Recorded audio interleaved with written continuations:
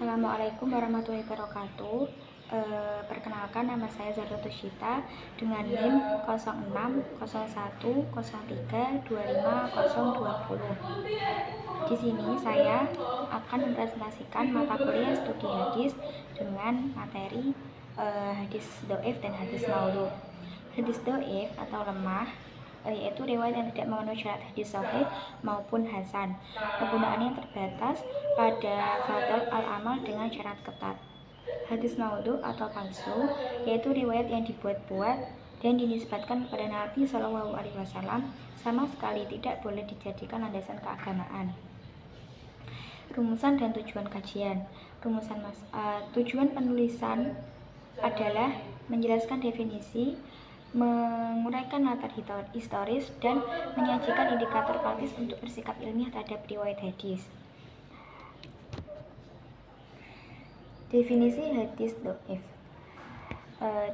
Secara terminologis, hadis do'if adalah riwayat yang tidak memenuhi standar kriteria hadis sahih maupun hasan akibat adanya kelemahan pada sanad maupun matan, tidak memenuhi syarat hadis sahih.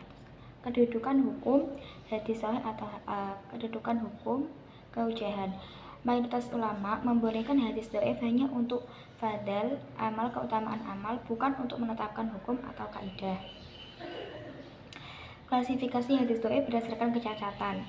Ulama hadis mengklasifikasikan hadis do'if secara detail berdasarkan tempat terjadinya kelemahan baik pada rantai perawi sanad maupun pada teks hadis. Kecacatan sanad yaitu mursal, yaitu perawi tabi'in langsung ke Nabi tanpa sahabat.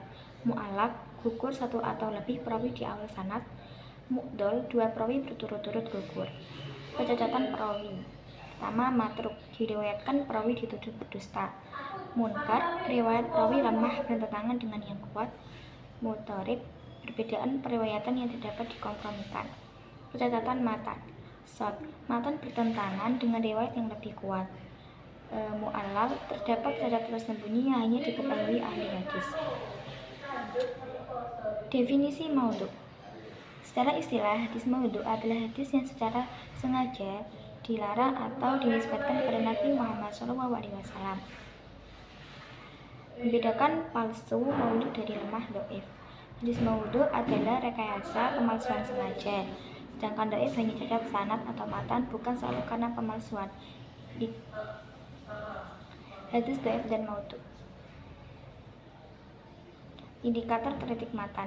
Kritik matan merupakan metode paling efektif untuk mengenali hadis palsu, terutama ketika perawi sulit ditelusuri, bertentangan dengan teks dasar. Matan bertolak belakang secara jelas dengan Al-Quran, hadis sahih yang mutawatir atau ijma' konsensus ulama.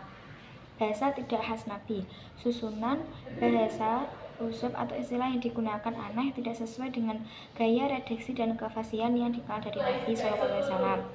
Dulu berlebihan, adanya janji pahala atau ancaman siksa yang sangat berlebihan tanpa sandaran terpercaya seperti pahala yang sangat besar atau untuk amal kecil. Tujuan terlalu sempurna. Matan yang tampak pas untuk kebutuhan tertentu, misalnya memuja tokoh atau menguatkan klaim politik baru. Nah, itu saja yang dapat saya sampaikan. Kurang lebihnya saya mohon maaf yang sebesar-besarnya. Wassalamualaikum warahmatullahi wabarakatuh.